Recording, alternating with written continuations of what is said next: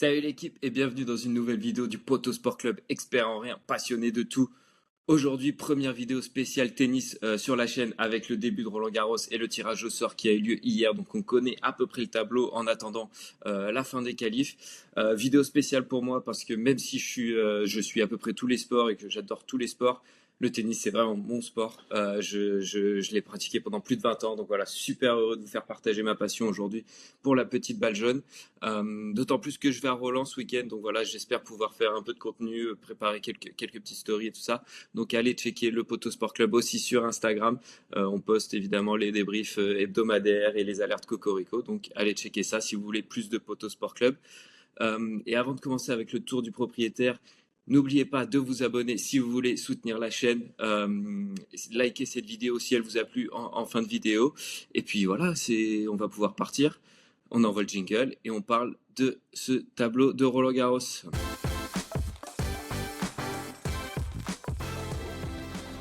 Et avant de commencer avec le tour du propriétaire où on va parler des clés de ce Roland Garros 2024, j'étais obligé, un vidéo spécial tennis, de mettre le petit pull revers boisé. Voilà, super marque autour des sports de raquettes, au top vraiment si vous voulez voilà, montrer votre passion pour les sports de raquettes en dehors du court et sur le court.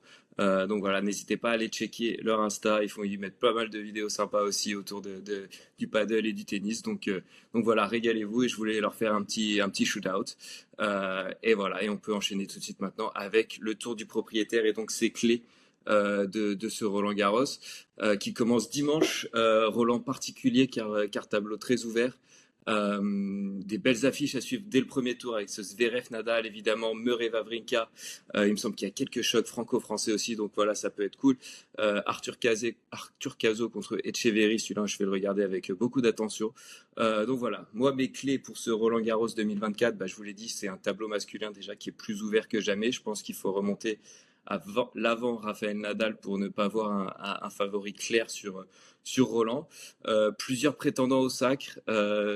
Voilà, Rafa compliqué pour lui évidemment cette année. Novak connaît une mauvaise période. Alcaraz, Sinner qui était très bon en début de saison ont une petite forme sur cette saison sur terre battue. Donc voilà, pourquoi pas un Zverev qui moi me plaît bien, qui a une bonne cote sur ce Roland Garros.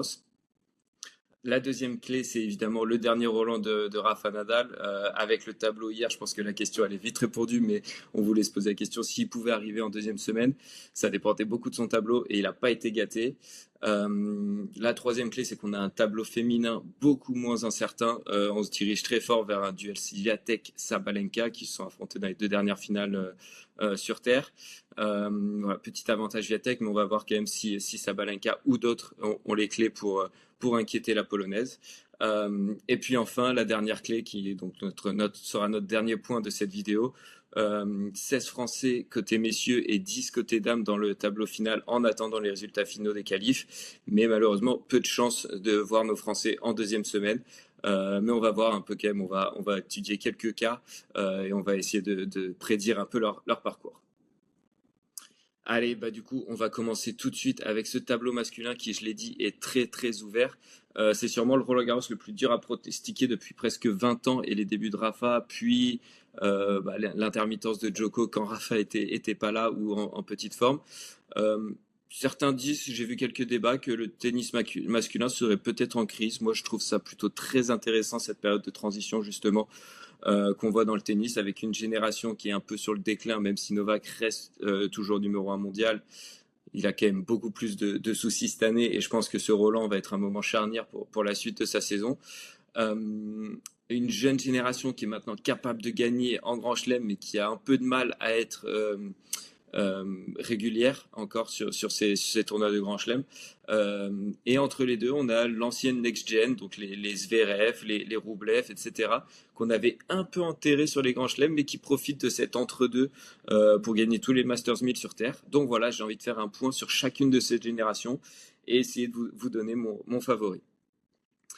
Du coup, on va commencer avec la old gen, Novak et Rafa. Bon, évidemment, Novak qui perd son titre à Melbourne. en 2024, ce qui est très inhabituel pour lui. Il est tombé sur un qui était juste intouchable sur ce tournoi, donc bravo à lui. Est-ce qu'il en garde un peu sous la semelle avant la grosse période de Roland? On l'a vu qu'il a fait qu'il a pas joué tous les Masters 1000.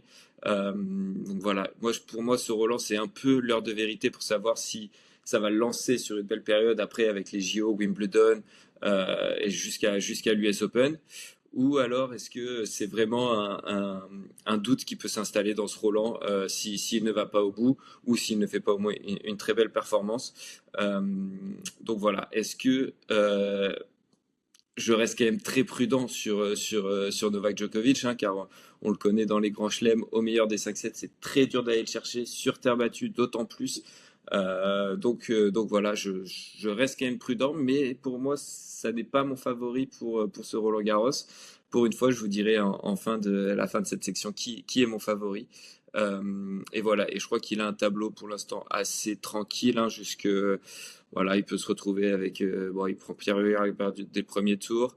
Et là, il peut enchaîner 3 Français sur les 3 premiers tours avec Lestienne et Monfils. Il est dans la partie de tableau de Sacha Zverev également, il me semble.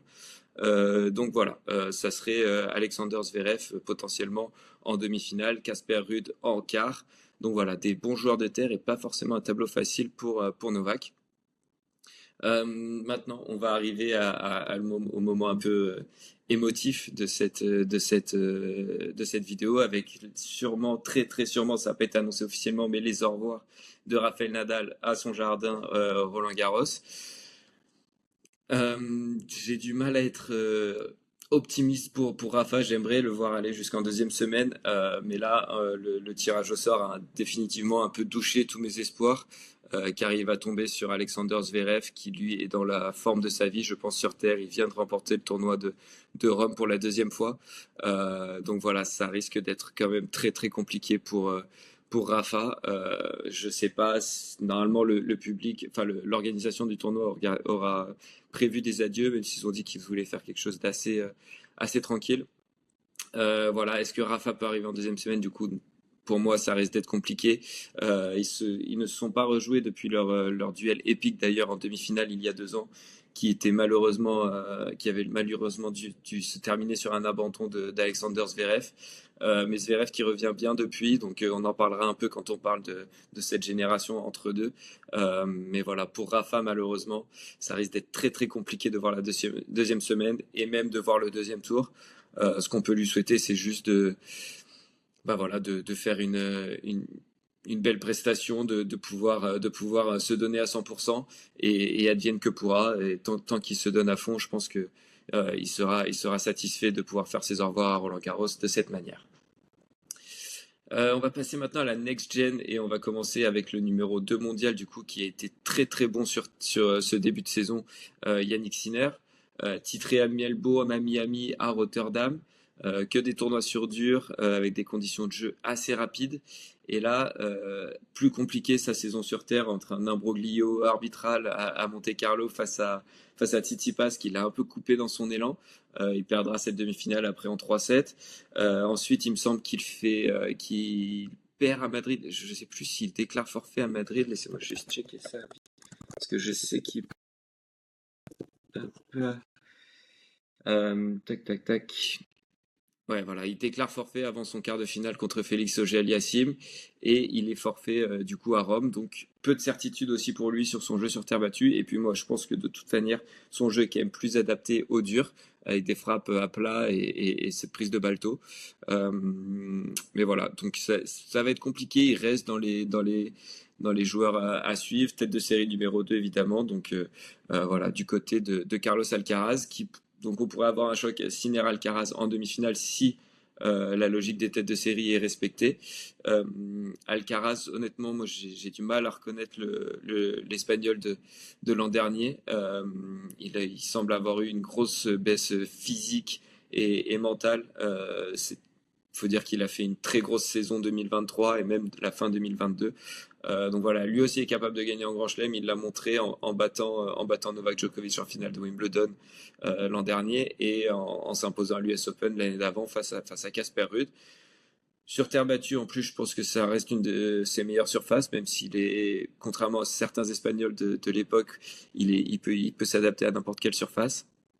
Ça va être compliqué pour lui, je pense, cette année, surtout s'il arrive avec aussi peu de certitude, lui aussi qui a déclaré forfait pour le tournoi de Rome, et je me souviens plus ce qu'il a fait à Madrid, mais voilà, c'est pas la forme de sa vie.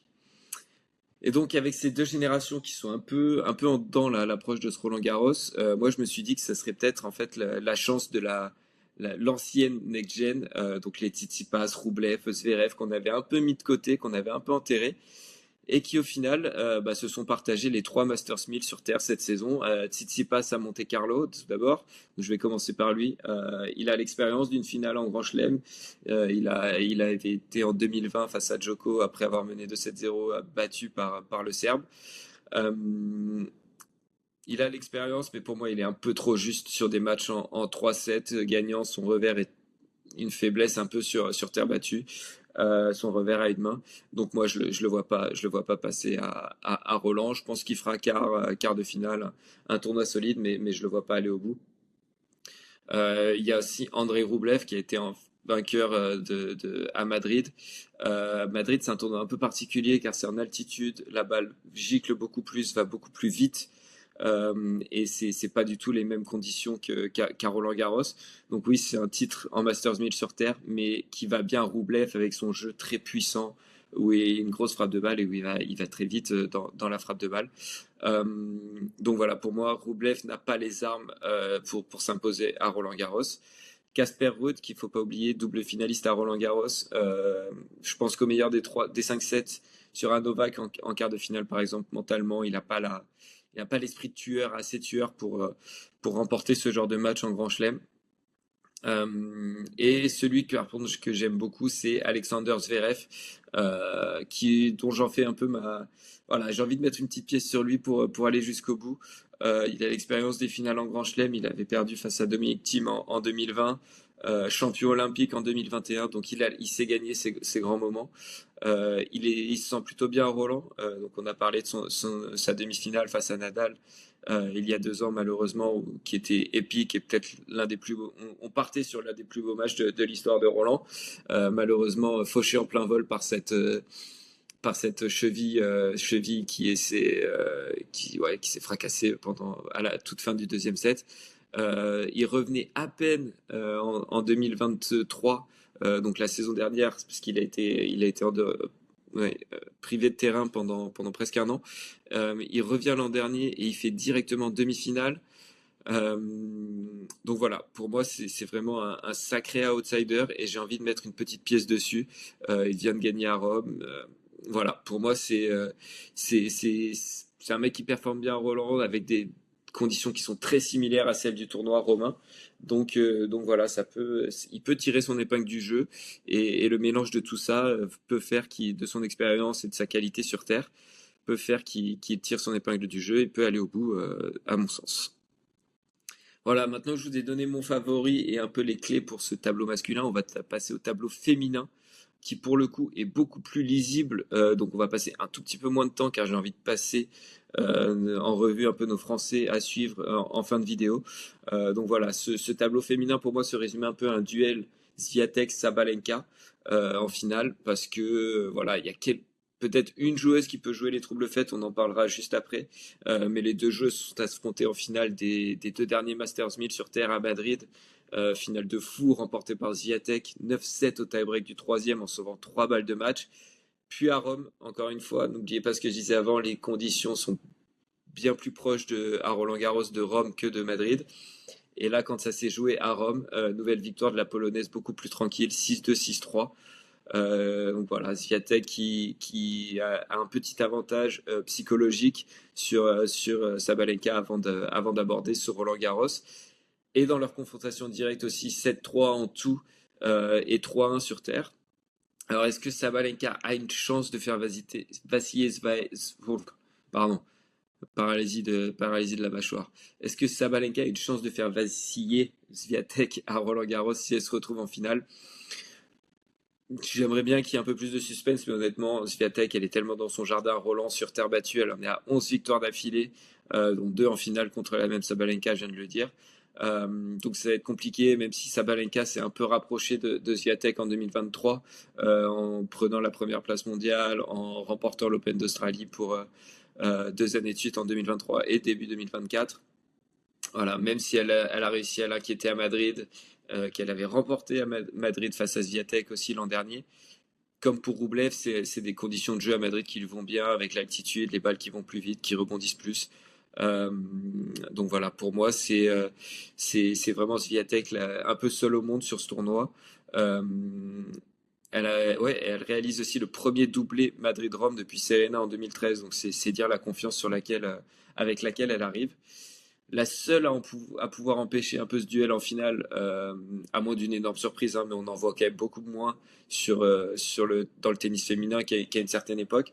Mais la seule à pouvoir empêcher ça, c'est Coco Gauff, qui est dans la partie de tableau de Iga Swiatek, il me semble. Je vais vous dire ça tout de suite. Je check le tableau. Tac, tac, tac. Ouais, c'est ça, elle est dans la partie de tableau de Swiatek. Euh, donc voilà, pour moi, compliqué pour Coco Gauff, même si elle s'est gagnée en Grand Chelem, vainqueur à l'US Open en 2023. Elle peut très bien jouer sur terre, finale à Roland en 2022 et quart l'an dernier, à chaque fois stoppée par la Polonaise. Elle a aussi perdu à Rome en demi très sèchement contre Swiatek. Donc voilà, pour moi, ce duel en finale, il est un peu inévitable. En tout cas, la présence de la Polonaise Iga Swiatek en finale. Peut-être que Sabalenka peut trébucher sur une terrienne. Euh, voilà, mais sinon, je pense que il y a de fortes chances qu'on se dirige vers ce duel en finale. Voilà, on a fait un petit point sur les deux tableaux féminins et masculins. Maintenant, je vais vous parler des Français à suivre, hein. Comme d'habitude, j'espère en voir un maximum ce week-end.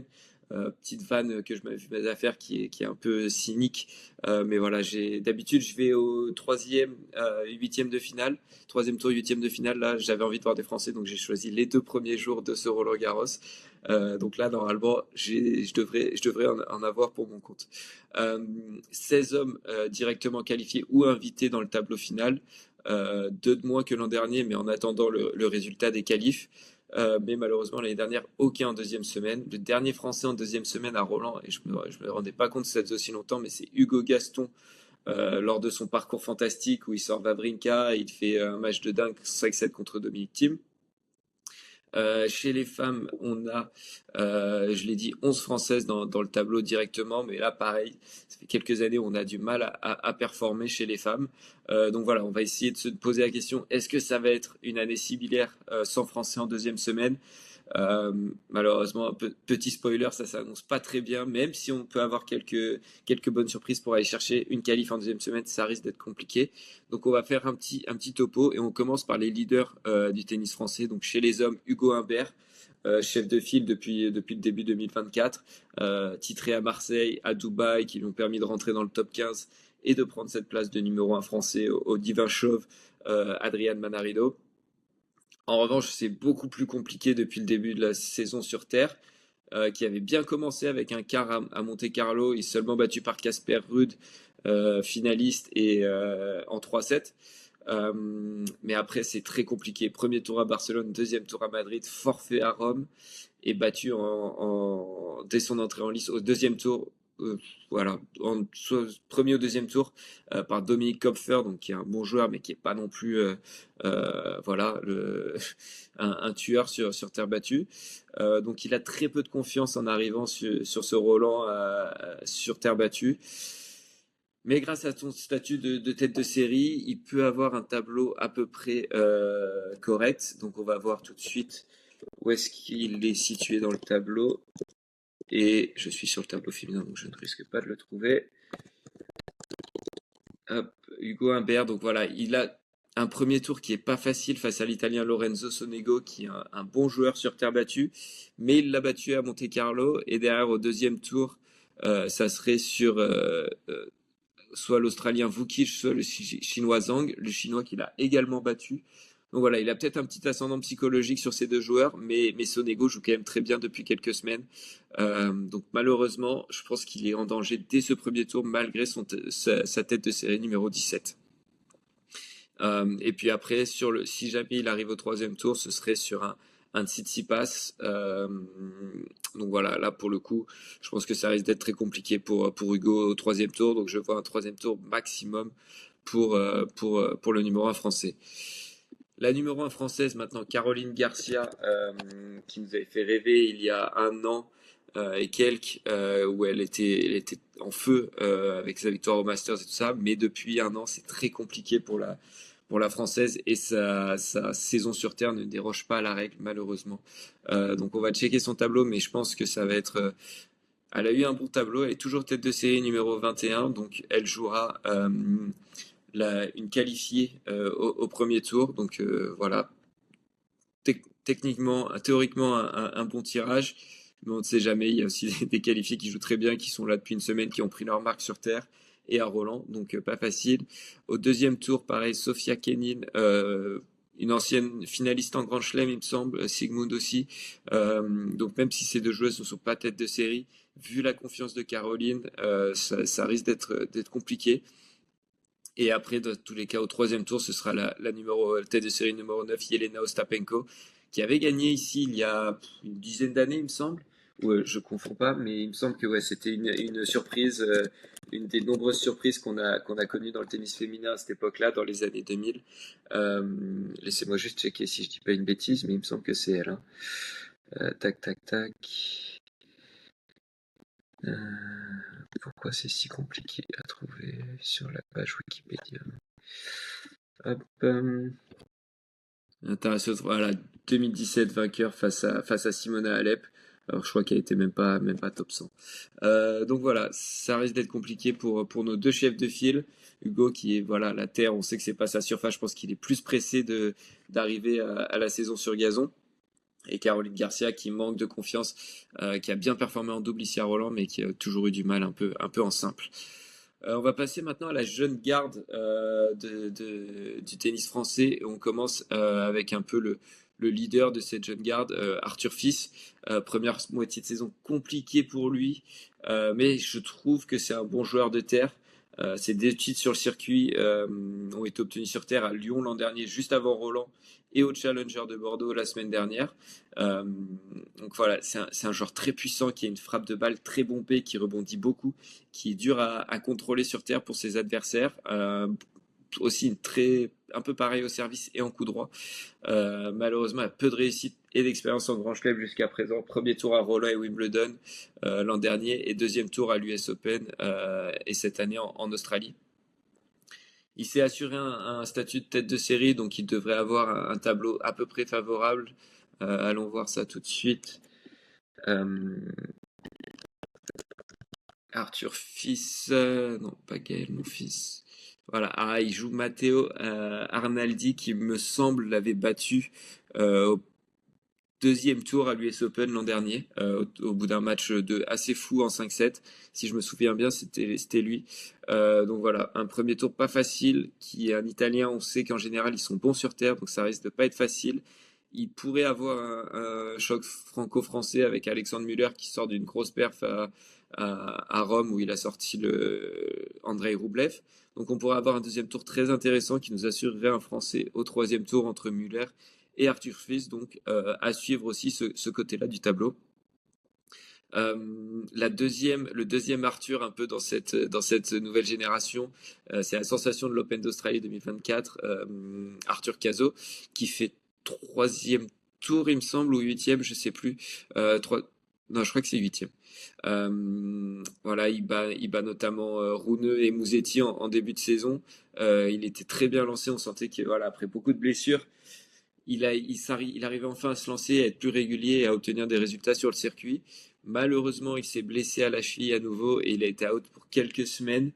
Il n'a pas pu rejouer de tournoi. Je crois qu'il me semble que c'est à Barcelone qu'il se blesse ou à Monte-Carlo, je sais plus.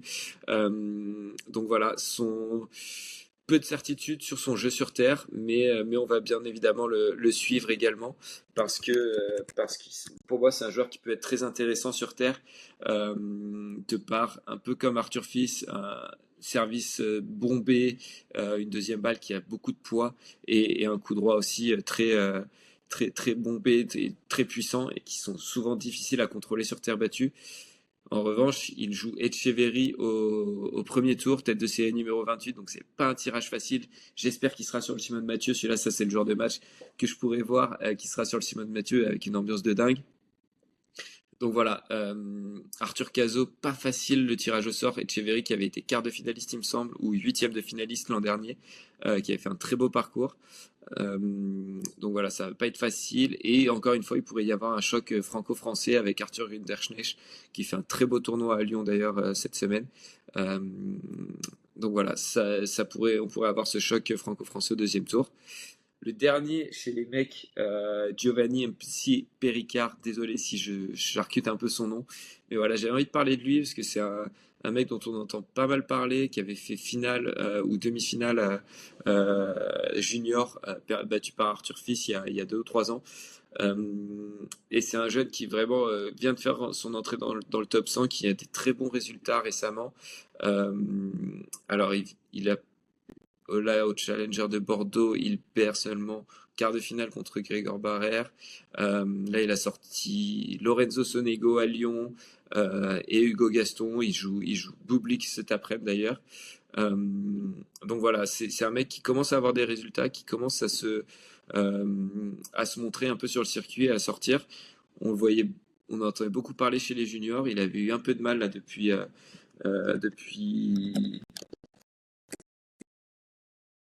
Alors attendez, je cherche juste son tableau. Son nom n'est pas facile. Euh,